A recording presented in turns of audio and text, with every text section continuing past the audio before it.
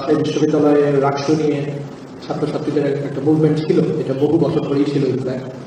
এবং এই আন্দোলনের সাথে যারা ছিলেন তাদের অনেকেই তাদের ছাত্রত্ব শেষ হয়ে গেছে এবং তারা এই মুহূর্তে বিশ্ববিদ্যালয়ের ছাত্রছাত্রী আর নেই। তো আমরা শিক্ষকরাও সেই সমস্ত মুভমেন্টগুলোর সাথে আমাদের পক্ষ থেকে আমাদের একটা অবস্থান ছিল আর কি। তো দায়িত্ব নেওয়ার পরে আমি খুবই স্ট্রংলি ফিল করেছি এবং আমি বারবার বলেছি এবং ইনফ্যাক্ট আমার স্বীকার করতে দ্বিধা নেই যে আমি আসলে যেভাবে বলেছি সেভাবে পারিও নি। আমি বারবারই বলেছি যে 6 মাসের ভিতরে রাকসু হয়ে যাওয়া উচিত। তো সেই 6 মাস পার হয়ে এখন 1 বছর। আমাদের আন্তরিকতার কোনো অভাব ছিল না। ইনশাআল্লাহ 16 তারিখে রাকসু হয়ে যাবে। যে কারণে রাকসু পিছিয়ে গেছে সেগুলো সম্পর্কে আমরা সবাই জানি এবং এগুলো নিয়ে আর এই মুহূর্তে বেশি কথা বলতে চাই না। নানান কারণ, নানান প্রতিবন্ধকতা। তো এখন আমরা খুবই আশাবাদী এবং পরিবেশ অত্যন্ত সুন্দর। খুব ভালো লাগছে এটা দেখে যে প্রতিদ্বন্দ্বিতা আছে কিন্তু একই সাথে আমাদের ছেলেমেয়েরা, আমাদের ছাত্রছাত্রীরা অত্যন্ত বন্ধুত্বপূর্ণ পরিবেশে তারা তাদের প্রচার প্রচারণাগুলো চালাচ্ছে। টুকটাক যে 2-1টা ব্যত্যয় হচ্ছে না তা না, কিন্তু কোনো মেজর হিংসাত্মক ঘটনা বা খুব বড় রকমের গ্রস মিসকন্ডাক্ট এরকম কোনো অভিযোগ বোধহয় এখনো নির্বাচন কমিশনের কাছে আসেনি। যেগুলো আসছে সেগুলো নিশ্চয়ই তারা তাদের মতো করে অ্যাড্রেস করার চেষ্টা করছে নাকি। একটা ব্যাপার বলে দেওয়া ভালো, নির্বাচন কমিশন যেটা সিন্ডিকেট থেকে যেটা গঠন করা হয়েছে এটা অসম্ভব শক্তিশালী একটা কমিশন।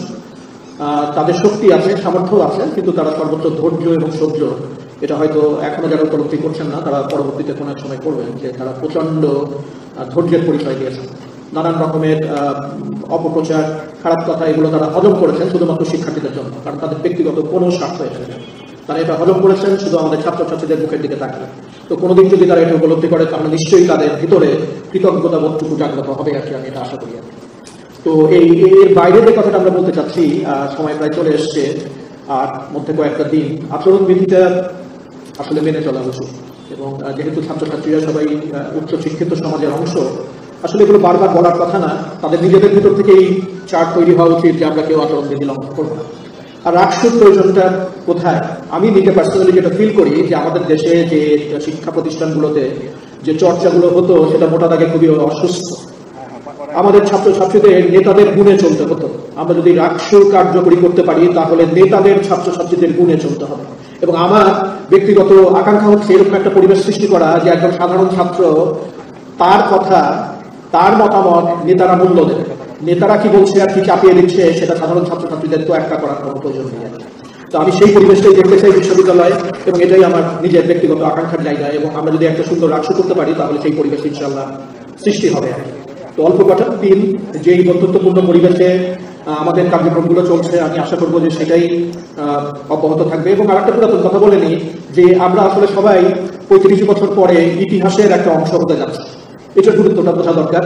যতজন প্রার্থী, প্রায় 900-র উপরে প্রার্থী আছে, আমি মনে করি যে রাকসুটা যদি সুন্দর করে হয়ে যায় তাহলে এই 900 প্রার্থী এবং তাদের সমর্থক তারা প্রত্যেকে বিজয়ী হবে। আমরা পার্সোনালি কে কয় ভোট পেল আর কে বিজয়ী হলো এবং হলো না, আমরা পার্সোনালি উই ডোন্ট কেয়ার, আমরা একদমই কেয়ার করি। আমরা চাই সবাই মিলে এই বিশ্ববিদ্যালয় বিজয়ী হবে। আমরা ছাত্র শিক্ষক সবাই মিলে এই বিশ্ববিদ্যালয়ের কল্যাণের জন্য কাজ করবো।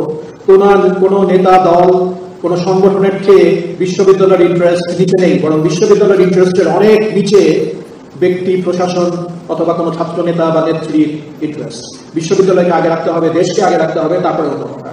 তো রাকসু নিশ্চয়ই আমাদের সেই শিক্ষা দেবে এবং আমরা এখন অনেক আত্মবিশ্বাসী। আগের যে অপ্রীতিকর ঘটনাগুলো ঘটে গেছে সেগুলো নিয়ে কথা বলছি না, কিন্তু সেগুলো আমাদের মনে আছে, সেগুলো নিয়ে আমরা শিক্ষা নিচ্ছি এবং সেগুলো নিয়ে আমাদের যা করণীয় সেটা আমরা করবো। কিন্তু এই মুহূর্তে আমাদের একমাত্র লক্ষ্য হচ্ছে যে অত্যন্ত সুন্দর সারা দেশ ও জাতির কাছে একটা আদর্শ নির্বাচন এবং সেই নির্বাচনের মাধ্যমে ছাত্রছাত্রীদের বৈধ প্রতিনিধি খুঁজে পাওয়া। তো ইনশাআল্লাহ আমরা সেই কাজটাই করে ফেলবো।